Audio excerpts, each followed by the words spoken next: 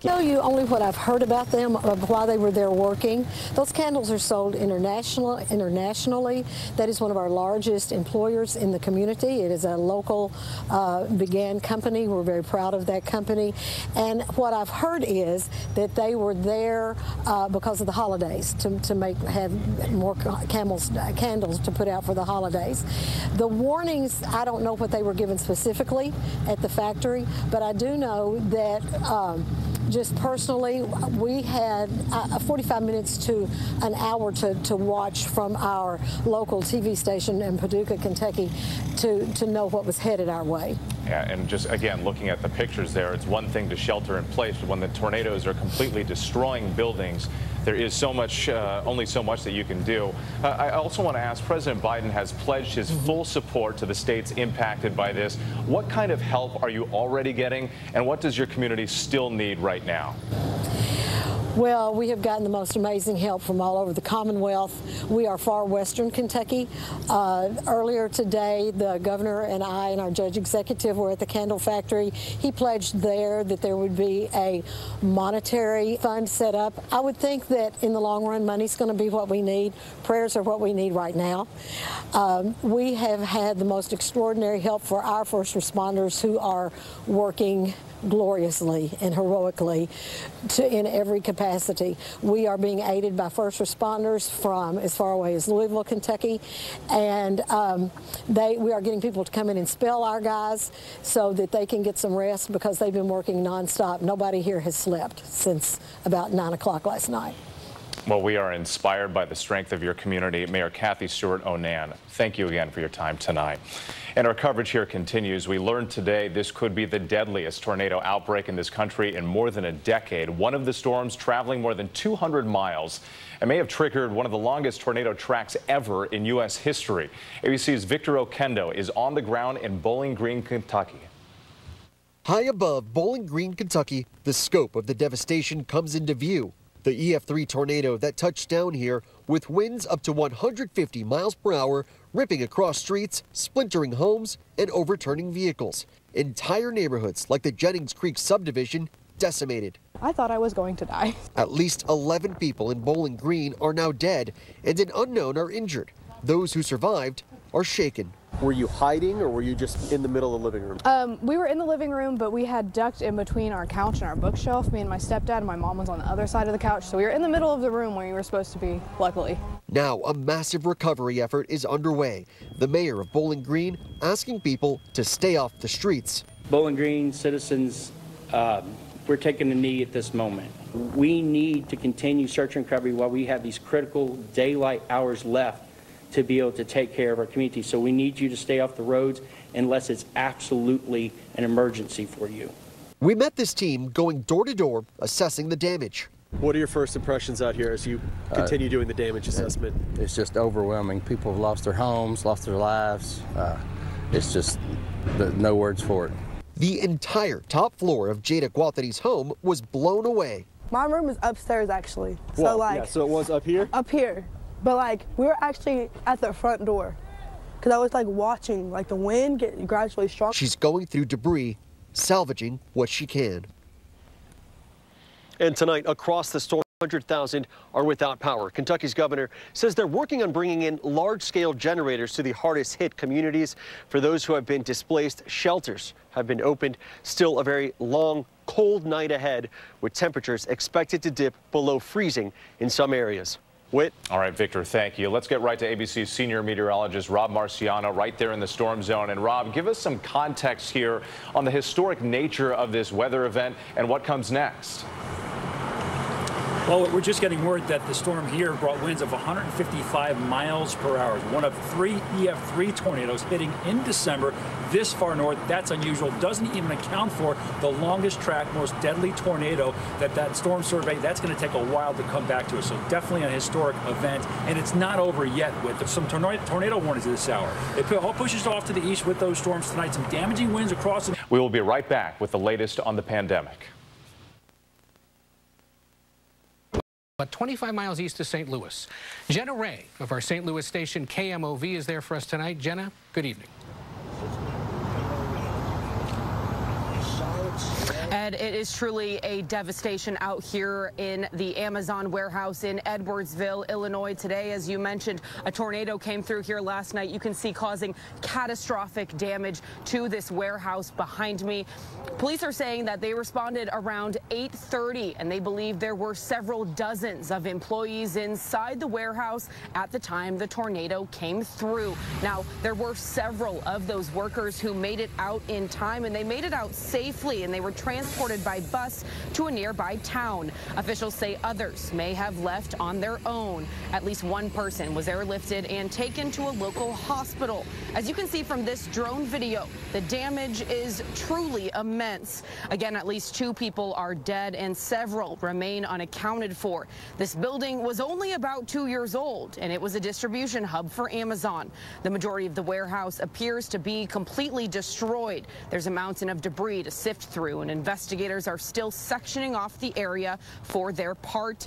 Amazon has said they are monitoring the situation here in Edwardsville and are heartbroken over the loss of their team members. Now, here's some video about an hour away from Defiance, Missouri. There's another reported death in that city from another tornado that touched down sometime after 7:30 p.m. local time. Now, Ed, the devastation was just catastrophic across the entire Midwest tonight. We do know that in the St. Louis area, at least 2 people were taken to the hospital with injuries. We've also had several power outages here in the area. Here in Illinois, it hasn't been that bad. There are only still about 6,000 in the dark, but that's really nothing compared to the rest of the Midwest at this time. I'm Jenna Ray reporting for CBS here in Edwardsville, Illinois. Jenna, thank you. Governors and lawmakers from the affected states are reaching out to the federal government for help. And late today, President Biden said help is on the way. I want folks in all these states to know we're going to get through this. We're going to get through this together, and the federal government is not going to walk away. This is one of those times when we aren't Democrats or Republicans. Sounds like hyperbole, but it's real. We're all Americans. CBS's Christina Ruffini's on the north lawn of the White House for us with more. Christina? Good evening, Ed. The president also said these states and communities will have anything they need from the federal government. Now, so far, only hard-hit Kentucky has requested National Guard troops and made an emergency declaration, although, of course, more could follow. The president also said he plans to visit the storm damage when it's safe to do so, and he won't be in the way. And Christina, the president also hinted today at how the U.S. might respond to a potential Russian invasion of Ukraine. That's right. The president said there would be severe economic consequences. We've heard that before, but he went a step further and said if President Putin ventures into Ukraine, the U.S. will have to send more American and NATO troops into the eastern flank. All those NATO countries, he said, where we have a sacred obligation to defend them against an attack by Russia. Now, that's not saying American forces would be sent into Ukraine, but they might possibly be needed to bolster American allies in Europe. Ed? Christina, thank you. In other weather news, 1 person was killed and 5 others rescued in an avalanche at the Crystal Mountain Ski Resort in Washington State. In Minnesota, a storm dropped as much as 20 inches of snow in some places, and state police say there were at least 280 car accidents. Joining us now to explain why we're seeing all this extreme weather and where these systems are headed next, CBS News meteorologist Jeff Beardelli. Jeff, what makes these storms so historic?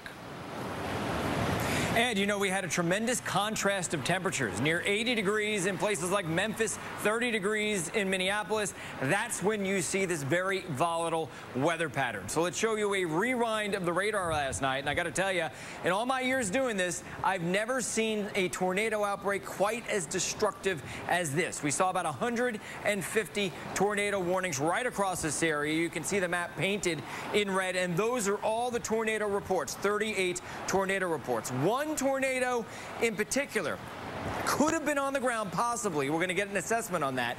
240 miles, which would break the record for the tornado on the ground for the longest period of time. We think it was an EF4, EF5. We're not exactly sure yet. We will get more information tomorrow on that. You can see that contrast between the cold to the north, the warm to the south, and the twisting and turning of the winds. Winds out of the south at the surface, southwesterly aloft, twisting those thunderstorms, causing those tornadoes. Now, as you can see, very warm across the eastern seaboard with some showers left over, but the severe weather is basically done behind it. Much colder air on the way during the day tomorrow. Ed? Jeff Beardelli tracking it all. We appreciate it. Thank you. Now, it's hard to believe, but it was 1 year ago today that the FDA authorized Pfizer's COVID vaccine. Since then, almost 500 million shots have been administered across the country, with 60% of eligible Americans fully vaccinated. But there's new cause for concern, including here in New York, as CBS's Michael George explains. Good evening, Michael. Ed, good evening. New COVID infections in New York are up 43% since Thanksgiving, and more than 30 hospitals have had to cancel elective surgeries to free up hospital beds. The new indoor mask mandate is intended to fight another winter surge. The U.S. is bracing for a COVID comeback. New cases nationwide have increased 37% over the last week. I know COVID rates are going up everywhere, and it's really scary to us. New York is joining 6 other states in requiring masks indoors. Governor Kathy Hochul's order for businesses starts Monday. Everyone inside masks up or shows proof of full vaccination. If we can't get more people vaccinated or boosted, I have to protect people, but also the economy. Driven by the Delta variant, hospitalizations nationwide jumped 10% in just 1 week. Hospital workers never went home. They've been in the hospital for fighting this from day one. The rise in new infections comes as the country reached a milestone, 200 million people fully vaccinated. Still, 28% of Americans have not gotten a single dose, 1 year after vaccines first became available. Dr. Anthony Fauci says getting vaccinated and boosted is even more critical as the Omicron variant spreads faster than Delta. If it does what we think it's going to do, within the next couple of months, it's going to kick Delta off the map. And this new mask mandate is temporary. The governor says next month they'll look at the case numbers and determine whether it needs to be extended past January 15th. Ed? Michael George here in New York for us tonight. Thank you. And there's at least one sign of hope when it comes to the pandemic from overseas. Paris, the city of light, glowing again with Christmas lights and decorations. People are shopping and taking in the holiday window displays. They couldn't do so last year when a nightly curfew was only lifted on Christmas Eve. That's an abbreviated edition of the CBS Weekend News for this Saturday. I'm Ed O'Keefe in New York. Good night.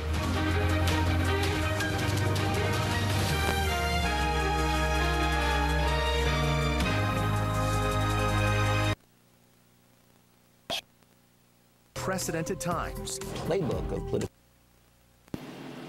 And late today, Kentucky's governor says offers of help are pouring in from all across the country. That is NBC Nightly News for this Saturday. I'll be back here tomorrow evening with you reporting live from Kentucky. We will also have much more from the region tomorrow morning on Today. On behalf of Jose Diaz-Balart and everyone at NBC News, I'm Kate Snow. Thanks for joining us. Stay safe and have a great night.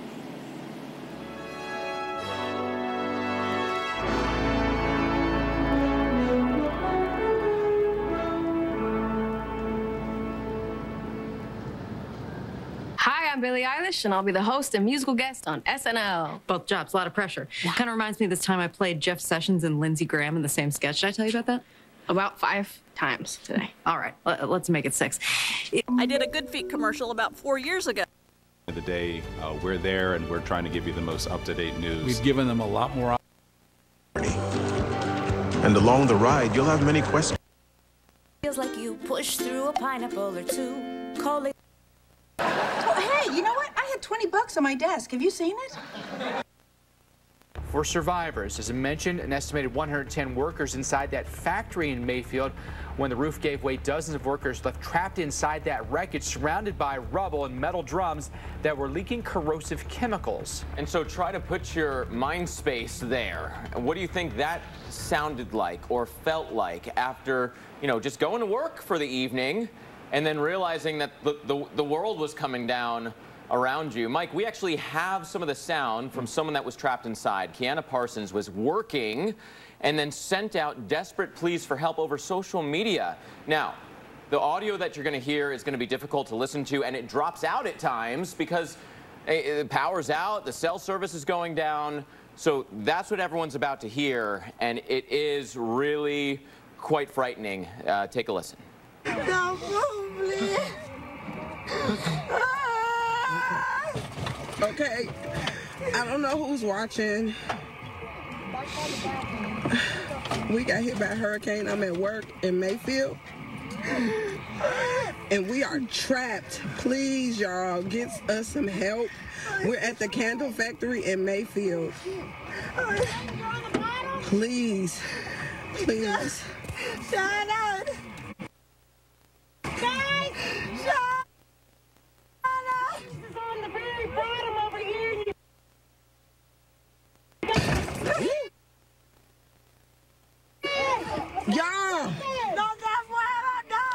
Y'all, please send us some help. Somebody please send us some help. We are trapped. The wall is stuck on me. Nobody can get to us. Y'all, please. We can't move. Andrea, calm down.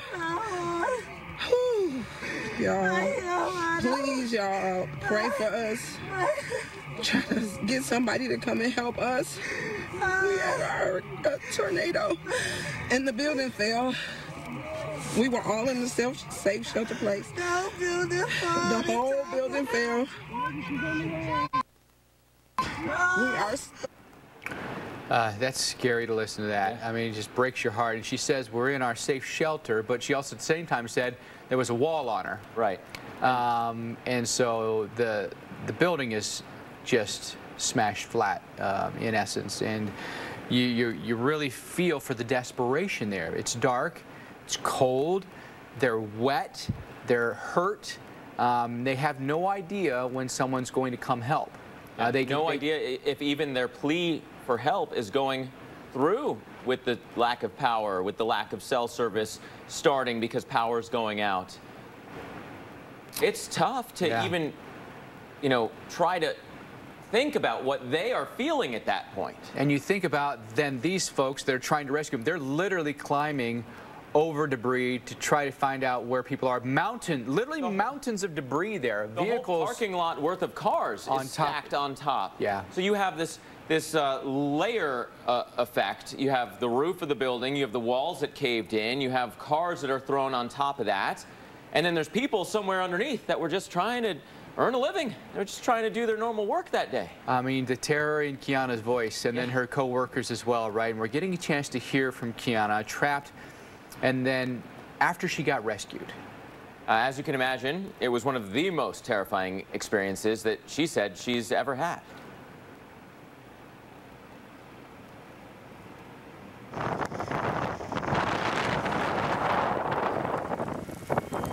Have been reaching out to me, trying to see how I was doing, and trying to check on me. And I just want y'all to know, number one, I'm so very grateful. I'm grateful for you all praying for me, and all my co-workers and everybody that was trapped. As you all can see, I am out. I got out. They were able to get me out last night. It was one of the scariest, the most scariest experiences that I've ever had in my life. I was so scared. I didn't think I was gonna make it. We are so happy she's okay. Like, that was just frightening what she must have gone through and all of her co-workers. So happy to hear that she looks good. She seems to be in good spirits, thank goodness. But what a moment they had last night, just sheer terror. We want to show you how last night's storms took shape across Arkansas, Illinois, Tennessee, Missouri, Kentucky. So the storms are beginning, at least this one particular tornado was beginning down here outside of Jonesboro, intensified over the next hour or so, producing a tornado here in extreme northeastern Arkansas, hitting Manette and the nursing home there where one person was killed, then going through the Boot Heel of Missouri, and then going through Tennessee around Union City, and then eventually going through Mayfield. That, by the way, is Manette right there, and that is the nursing home. Our Charles Peak was on the scene last night as this hit, and he was even assisting, you know, folks out of there. You got to think about the people that live in this home, right? Older people that might have mobility issues, and it's just not an easy scenario to get them all to a safe location very, very quickly, or to get them evacuated or rescued quickly, right? You think about being in a nursing home, you think that you're there because that is your safe place. Right. And then something like this can happen, and your whole world gets torn upside down. I mean, it's obviously a really devastating situation. From there, it rolls up and ends up in western Kentucky in Mayfield. And on the radar yesterday, boy, it really showed a very definitive signature of a tornado right down here. This is the reflectivity. This happening last night, roughly 10:30 or so, then coming through Mayfield during dark, coming right across I-69, moving north and east. Very well-defined tornado still around Benton and in Brandsburg here. I want to show you then Mayfield and the situation that we're dealing with in Mayfield afterwards. That is a look right there at it coming right through town and what it hit. That's the courthouse right there. And look at the damage that happened at the courthouse and then numerous other buildings from there.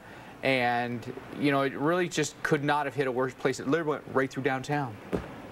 Yeah, it really makes you pause. It's hard to put the words together when you're looking at the scale of how much cleanup and how much, you know, rescue and recovery there still needs to be after the Have a little bit of snow still on the ground. 24 with a south wind at 15 miles per hour, though. It has been getting a little breezy as of late. 32 as we head to Miller now. West wind at 14 miles per hour. You can see a few of those little light fixtures there swaying a bit in the breeze. We could only hit 29 today at the airport and in Marshall. 27 Worthington, 35 your high today in Yankton, 30 Chamberlain. But notice up north where we had little to no snow, we did have 40s for highs. 44 today for Mulbridge, 42 Aberdeen and Buffalo, 41 as you went into Faith, 34 by the way in Pierre, 36 your high for Rapid City. They are at 33 now. 10 cooler though in Custer, 32 Buffalo, 29 Valentine, Winter, Chamberlain and Mitchell all at 30, 40 though in Sisseton. But you factor in that wind,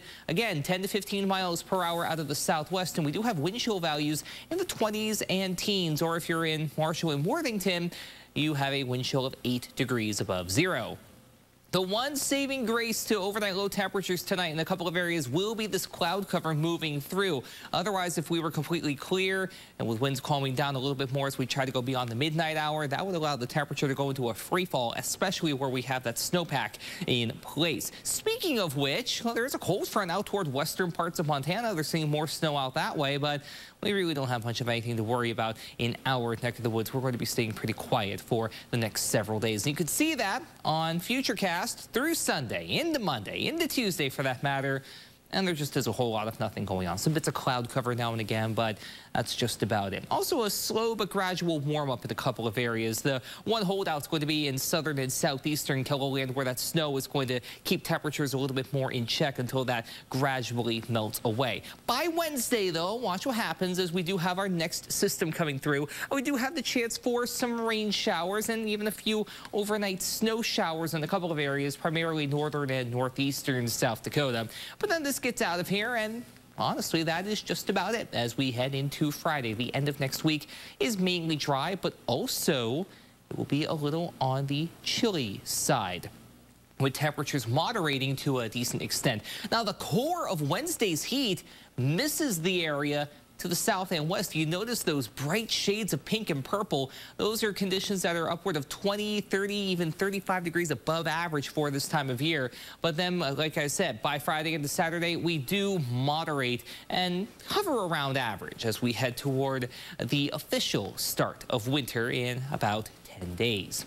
Overnight lows tonight in the teens and 20s, highs for so much. CNN political commentator and Dawson Springs, Kentucky native Scott Jennings joins me now. Scott, I'm so sorry about what you're going through right now. This is your hometown. You know people who lost their lives in the tornadoes. I understand the tornadoes actually hit your childhood home and the homes of your family. How are you doing? Oh, I'm okay and thankful that my family that I've been able to reach throughout the day is okay. My dad, thankfully, who lives right in the middle of town, was able to go to another house last night that had a basement, and he rode out the storm in a basement. But his house is not inhabitable now. There's some part of it left, but it's basically destroyed. He lives on a little street called Oak Heights, which is one of the main residential arteries of Dawson Springs. And the house that I grew up in is gone. Right across the street, my grandparents' house that I probably spent more time in than my own home is gone. My dad was telling me earlier tonight that he was walking up and down Oak Heights, and he encountered a man who was standing in the driveway looking back up to where his house used to be and was just bawling. And my dad said he put his arm around him and said, well, it's going to be all right. You know, we're on the right side of the dirt still, despite all of this. And they had a little moment there where I heard Ed say people are stunned. I think that's what they were. It's just stunning to see a place that looked the same way for decades completely changed forever. So it's hard to, this is a little town. It's tight-knit. It has one school.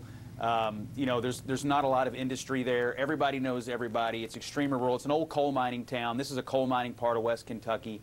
Very religious town, a lot of churchgoers there. So just a lot of interconnectivity in the community. And I've talked to enough people today to know just how upset folks are trying to scramble and find people that they haven't been able to reach yet. My dad told me there's an apartment complex a street behind where he lives, and it's just completely flattened.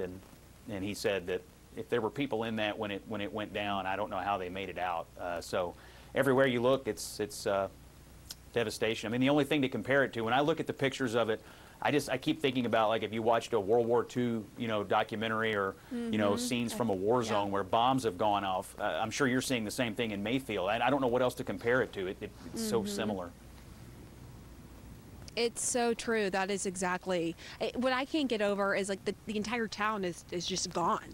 I mean, it was like last night before this tornado moved through, before 9:30 p.m., this was full of cheer and Christmas lights, and the town was full of life and soul and heart. And then this tornado comes through and takes the entire town down, decimated. Here in Mayfield, here where you grew up, and you think about the people. Scott, we're both from Kentucky, and I just these are salt of the earth people, right? They just good people, kind people, that strong sense of community in these small towns you were talking about. And so they're fortunate to have each other, but this recovery in Dawson's, where you grew up here in Mayfield, it's going to be a long time. I don't know how to even begin to wrap my mind around rebuilding, because I mean, you think about just under normal circumstances, the building materials and supplies and what it takes to get something built today. I mean, there's a lot of wait time in that under normal circumstances, and you think about the number of homes and businesses that have been devastated. I think about projecting out into the future. How long will it take to not rebuild one town but several towns? I mean, you're talking about a huge swath. And where will people go? As you know, on the ground there tonight, it's very cold. It's going to be colder still as we get into the winter here. And even the homes that have some part of them left are not inhabitable. They've had their windows blown out. The roofs are gone. So I think housing is an issue. I think it's a long-term issue. And I think thinking critically about how to get enough supplies and labor into Western Kentucky to even begin thinking about how to rebuild is a mind-bogglingly complex thing to think about right now. So my heart goes out to all these families, business owners, homeowners, people who know they can't locate. I know personally some of the names of people who I know have died in Dawson. I don't think they've been released yet. And I know some of those families that grew up with some of their children and went to school with some of them. So by the way, one thing that hasn't been reported today, this town of Dawson Springs just a few weeks ago went through another trauma. They had a very popular local high school student who had just graduated. He went off. He was a freshman in college. He had come home. He was killed in a car wreck. The entire town was literally just at his funeral just a few days ago at the high school gymnasium. And so there's been this series of traumas in Dawson, starting with that local boy's, McKnight was his name. He died, they had the funeral, and then a few days later they had this tornado. So it's just been one hit after another for that town in Hopkins County. That is so much to even just process. I can't imagine. And Scott, I'm so sorry to hear about the fact that you lost people that you knew from Dawson's. Thank you for coming on, sharing your personal story, your perspective on where you grew up. Yeah, thank you. And I do think, Pam, it's important that everybody should listen to the governor of Kentucky, Andy Beshear. He gave some information today about how to help. So there's a relief fund, Team WKY, relieffund.ky.gov. That's the official unified place if you want to make a donation. And he also said there are critical blood shortages. So if you happen to be in Kentucky and you want to give blood, those are the two best ways to help, according to the governor, and I think we should listen to what he says. I think that's so important to say. And also, as you well know, Scott, often after a tragedy, there's so much focus right after it happens. And then people's attention turns elsewhere. But as you pointed out, this is going to be a very long road to recovery. And the people here in Kentucky and the other 5 states impacted by these tornadoes, they're going to need help for many weeks, months, perhaps years to come. Thanks again, Scott. Yeah, thanks, Pam.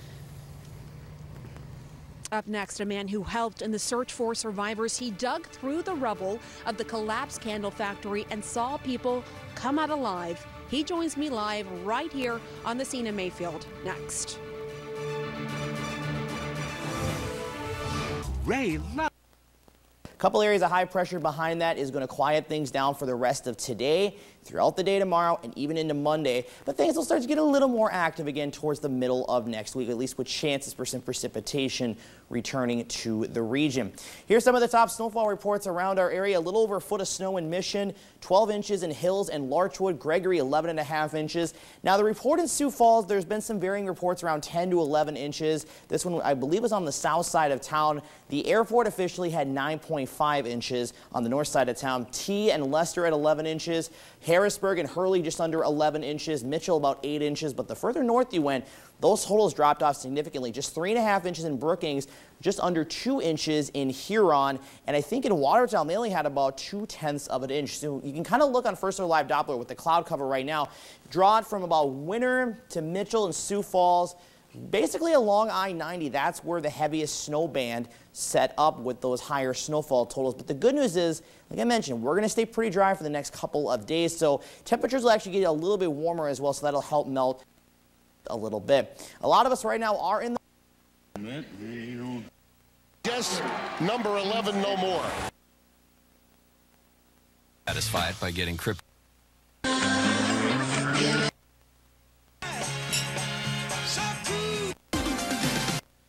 Upset over Washington State, 77-74. The SDSU women were at home Saturday, taking on Kansas State. Opening quarter, Jacks trailing by 11 when Paige Meyer dishes it out to Maya Sellen. She knocks in the 3-ball. Good to see her back playing. She finished with 13. Second quarter, SDSU now down 14 when Peyton Burkhart cans one from the great beyond. She was 3 of 3 from distance. SDSU would actually take a lead into the fourth quarter.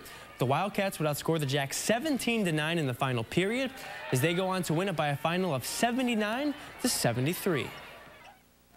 Really good matchup at the Sanford Pentagon today between Creighton and BYU. Opening 20 minutes of the ballgame will belong to the Blue Jays. In the final seconds actually of the first half, true freshman Ryan Nemhart with a nifty move to free himself for the skyhook. He finished with 17. Jays up 48-30 at the half. Second half now, Ryan Hawkins on the cut. He lays it on in. He led Creighton in scoring with 25. Blue Jays were in full control. The Cougars showing a little fight. Tejon Lewis gets into the lane, drops in the nice mid-range floater. That would cut the lead down to 15. The following BYU possession, back come the Cougars. Alex Barcelo with a nice driving kick to Trevin Nell for the...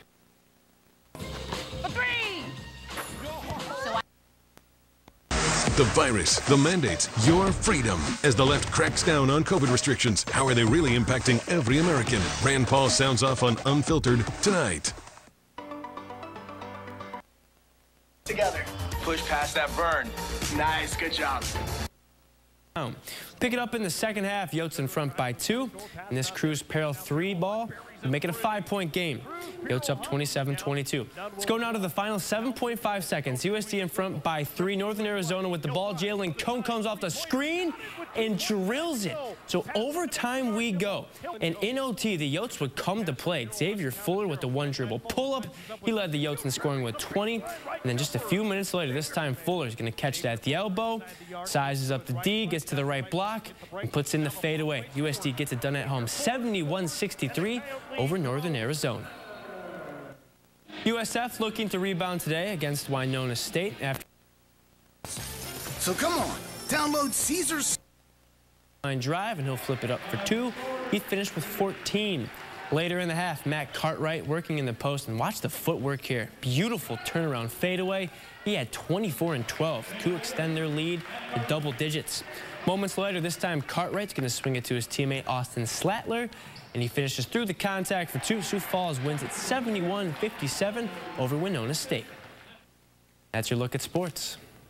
You saw what you experienced. When you first walked up on it and you seen the destruction that it was nothing but a pile of rubble.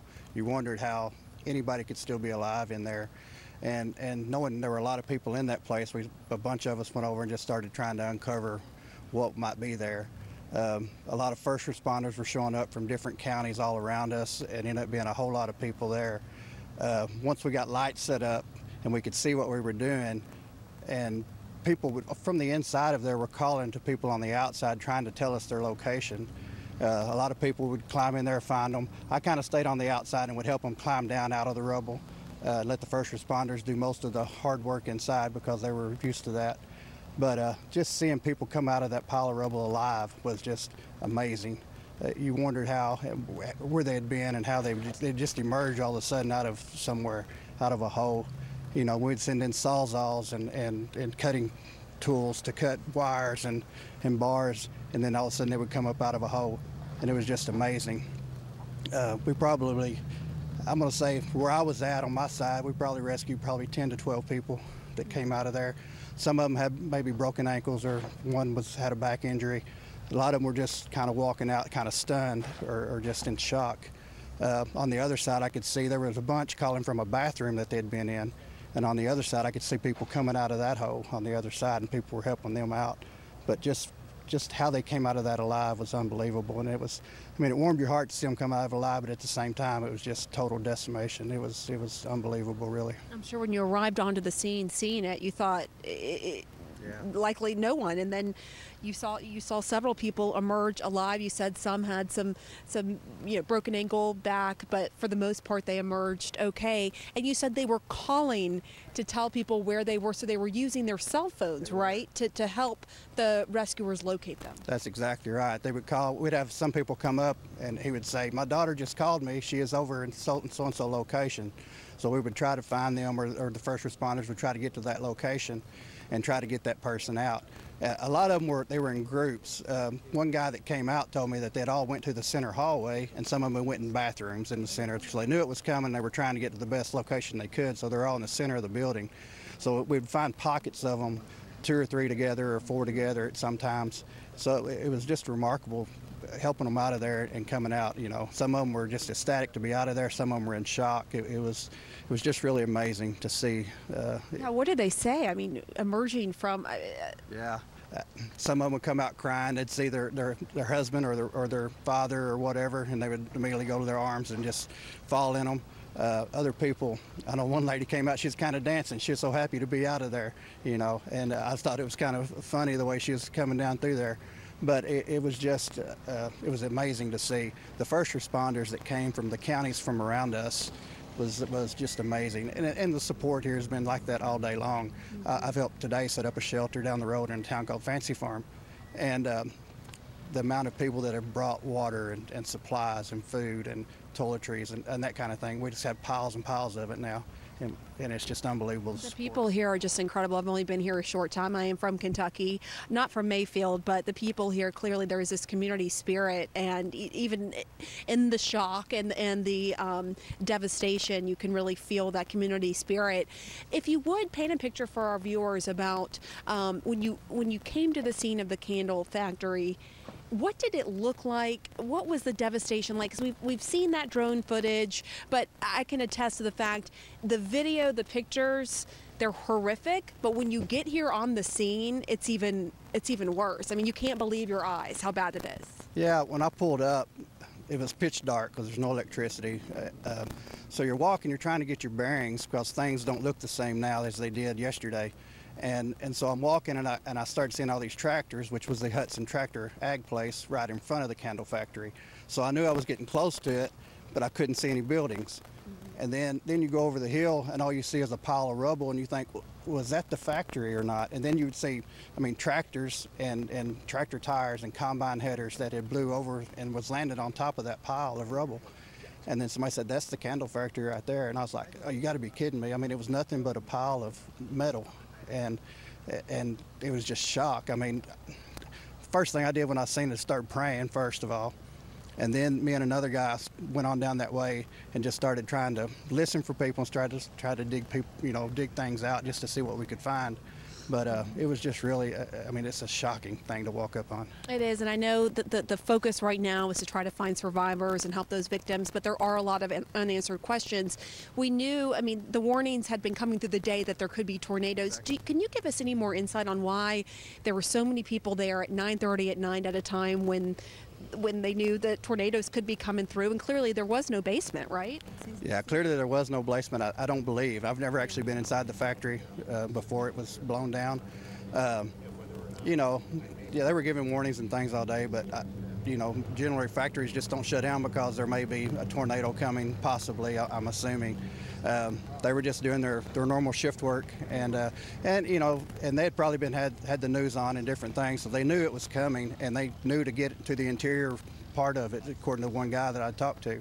So they were trying to get to the best location in the place, you know, not knowing it was going to be, I'm guessing it's going to be an F5. I don't know if they decided yet, but not knowing it was going to be that powerful of a tornado, and not knowing that they were going to get a direct hit.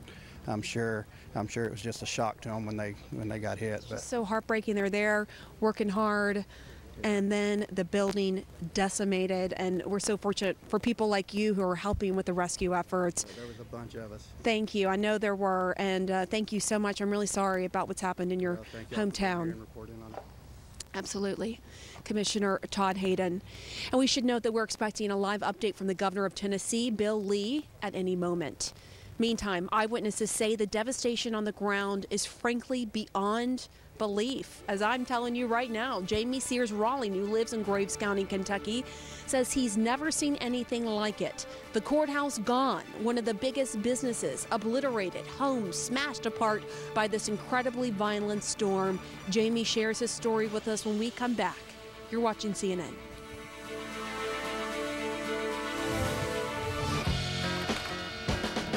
All the gifts you really can't wait to unwrap.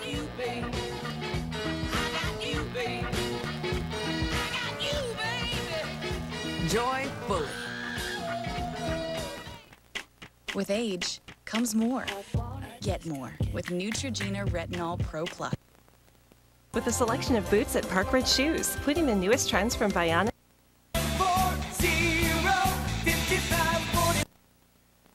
Quitting smoking is only at Ashcroft and Oak. Do I need to? Convenience pack.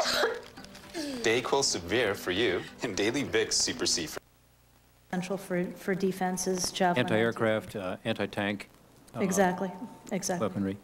Let me ask you this. If there is an invasion, I believe that Russia will not face anything like the same Ukrainian resistance it did in 2014. I carve a path for those who aren't afraid to leave the trail. Away we go!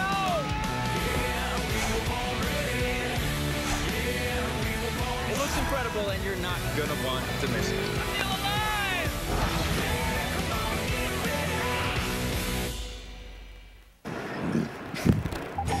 Welcome back, everyone. New video to show you this out of Mayfield, Kentucky from above.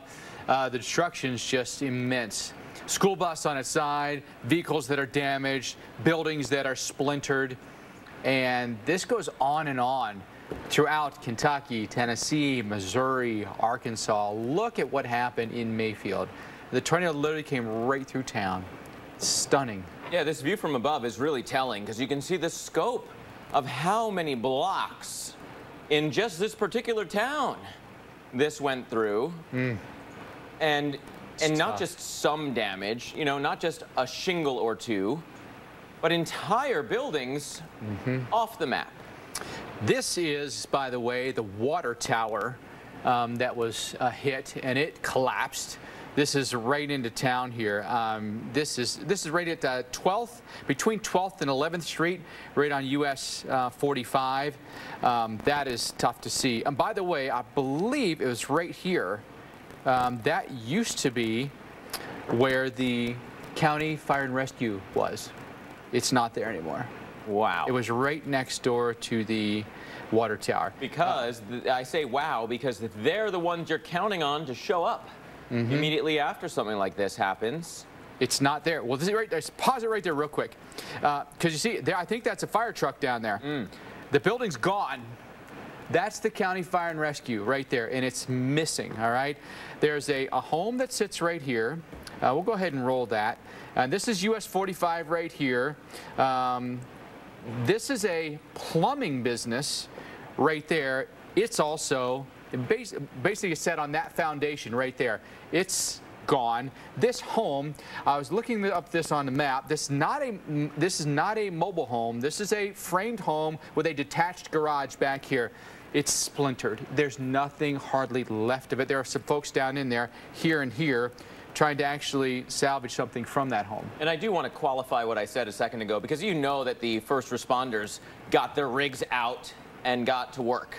But it's their home, right? That building was their spot, and so they are then working in the community, not only where they work and their work home is gone, but they live there and their actual home may be affected, and then they're working to save others anyway. It's amazing what these first responders do after events like this. We don't know all the circumstances, but then you wonder if this is a volunteer situation where you're going to the building to get your equipment, to get your truck, and it's not there anymore. Right. Then you're like, okay, now what do I do? Because I've got to jump in action, and I've got nothing, no equipment, no truck, no nothing to go with. Let's get you to Mayfield, Kentucky right now. Our Justin Michaels is live there. The governor describing that scene as the most devastating tornado event in the state's history, Justin. And when we see the pictures, no wonder he uses those words. Well, guys, I'll tell you what, getting on the ground here just in the last 15 minutes and taking a bit of a survey. Obviously, power is out for the most of the town. I believe there are some buildings that probably have generator power at this point, because some buildings do have power, but most do not. At first impressions, and we see this a lot. We see a lot of disaster scenes like this, and I can honestly tell you, driving into town, even at night, what I'm getting is the sense that this is probably the worst that I've seen. And if you've been watching the Weather Channel for the last few years, you know that I come to a lot of these. So what we're doing right now, let me just try to paint a picture of where we are. This is the Graves County Courthouse, kind of right in the center of Mayfield. Rodney Hall behind the lens. Rodney, just push in on the Graves County Courthouse, and you'll be able to see some of the devastation and the way this tornado came through here, destroying old buildings and collapsing portions of buildings, gutting the building, if you will. Looking into it, you can see that there clearly was a wall there, ideally offices, maybe even a courtroom. Who knows what was beyond that? But the building itself is absolutely obliterated, second floor up. Having seen what this looked like before, yesterday, there was a dome or a cupola on the front of the building. You can see that's completely sheared off at the top. And here you have this grand old county courthouse here in southwestern Kentucky left in ruin. Absolutely remarkable to see it, sad to see it. And this is just one building on one street corner in this town that I can tell you probably is affected in every structure. Every structure we saw driving in had some level of damage, some completely destroyed. And over the course of this evening, though it's going to be difficult to show this to you, we're going to do what we can to bring you some of the images. Like, it's not easy to see it right now because of the way our camera position is. I'm going to show you the next time, Mike, you come back to us, because the building across the street completely destroyed. Actually, we'll be back right after this. Nature Made's range of sleep products helps you win the night, no matter what sometimes keeps you up. Whether it's your mind, your phone, or your work. From falling asleep to staying asleep, Nature Made sleep products are scientifically developed to help you win the night, so you can go to bed confident. Nature Made, the #1 pharmacist-recommended vitamin and supplement brand. Fresh flavors, classic dishes, and a new seat at the table.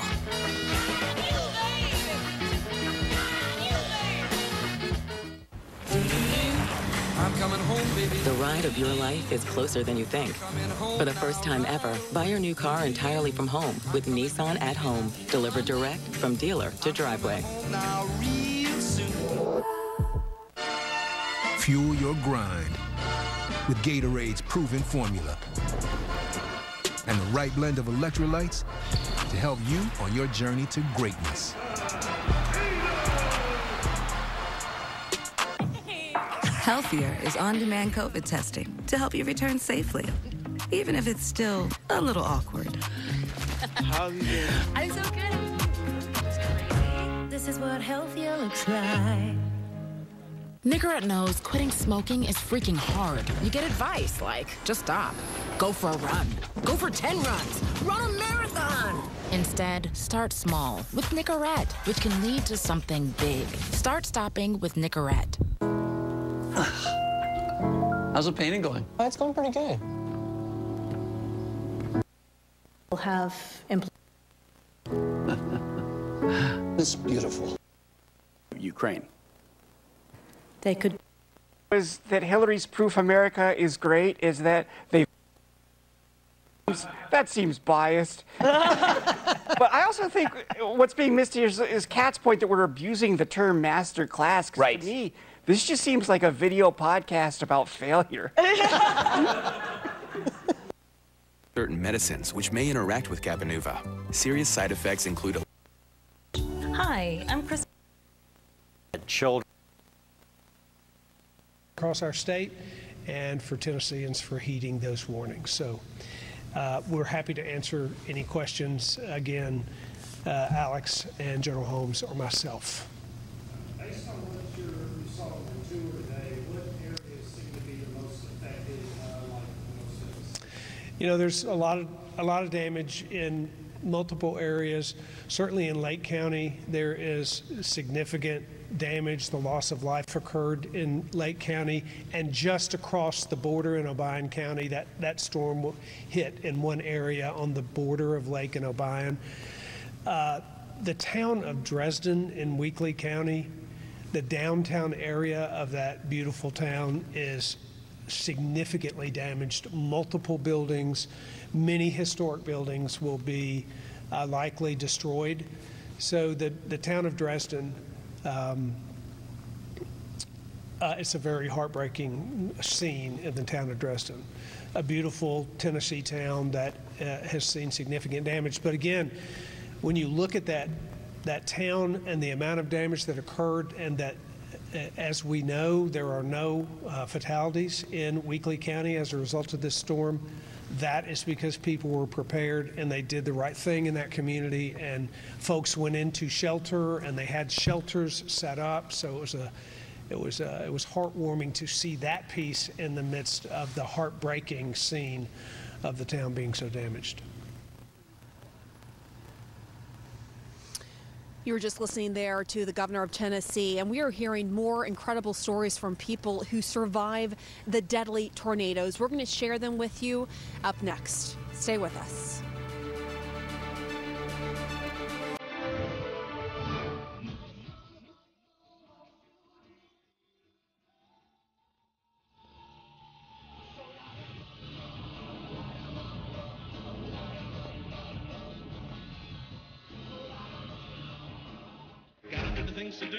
You pour your heart into everything you do, which is a lot.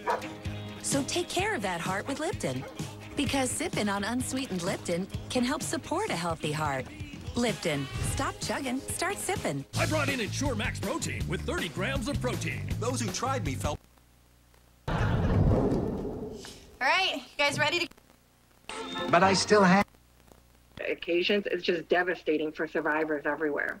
Given that it was on 3 separate occasions, do you believe that it was accidental?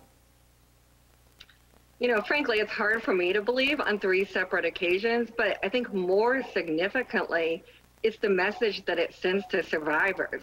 You know, we have made tremendous strides over the past few years with the Me Too movement and victims and survivors coming forward and reporting. However, the continued progress of our movement is really dependent upon how we treat survivors and making sure that they are safe and supported. And at the heart of that is oftentimes maintaining their privacy and confidentiality. Claire, as you said, all eyes are on this trial. Beyond the global concern for what this means for survivors, what are your concerns for these survivors specifically who have been named in court, given how high profile this case is? I think it's devastating. I mean, we have seen this defense relentlessly attack these survivors as they've bravely come forward. And, you know, the potential, particularly with the media exposure in this case, with the internet, with social media, and we've seen this in other cases where their names have been exposed and they've been attacked. And so, you know, for these 4 survivors who came forward and decided to make a report, for this to be the outcome is just clearly devastating for them and devastating really for all survivors. Given that this is not the first time that you've seen this happen, that this is what some might call a strategy that can be employed, when you have seen it in the past, does it work or does it backfire? You know, I think it's really dependent upon, obviously, the jury. However, I think that particularly as our culture has been changing over the past few years with the Me Too movement, and hopefully, you know, some of the changes have shifted around victim blaming. I think in this case, as other cases, it could really backfire in the sense that I think the jury could very likely question the defense's motives in accidentally naming the victims on 3 different times. To that end, do you expect the defense to change its game next week?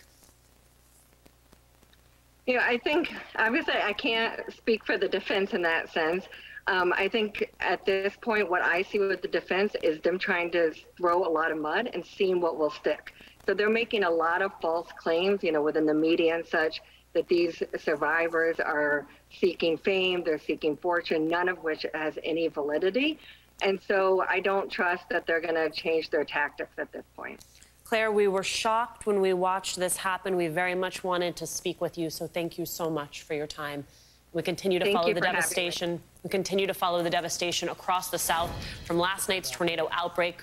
Right now, emergency officials in Tennessee are giving an update, confirming at least 4 people were killed there overnight during the storms. 1 other person still missing. At least 74 others were injured. Tens of thousands still without power tonight in Tennessee. Stay with us for continuing coverage.